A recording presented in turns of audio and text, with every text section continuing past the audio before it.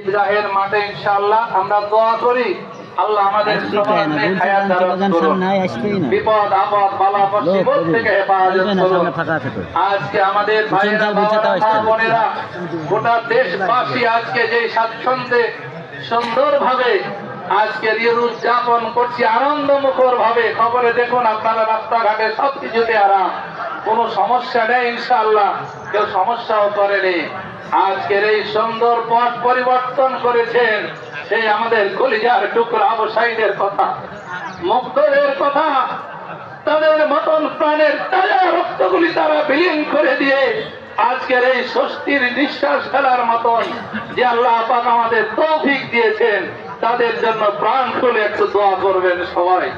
আল্লাহ যেন তাদের রুহের মাগফিরাত দান করেন, তাদের রেখে যাওয়া পরিবার পরিজন যারা আছেন আল্লাহ পাক যেন তাদেরকে হেফাজত করেন। খবরে নিলাম অনেক মানুষ, অনেক ছেলেরা, অনেক ছাত্ররা আহত হয়ে জখম হয়ে এখনো অনেকে অস্বাভাবিক আছে, চলাফেরা করতে পারে না। তাদের আজকে যে অবস্থা আল্লাহ পাক যেন তাদের উপরে রহমত করেন, তাদেরকে সুস্থ জীবন দান করেন, আবার সুস্থ হয়ে তারা কর্মজীবনে যেতে পারে আল্লাহ তৌফিক দান করুন। অত্র এলাকাবাসীর উপর আল্লাহ যাতে রহমত করেন, বরকত দেন, আমাদের ব্যবসা বাণিজ্যে যেন আল্লাহ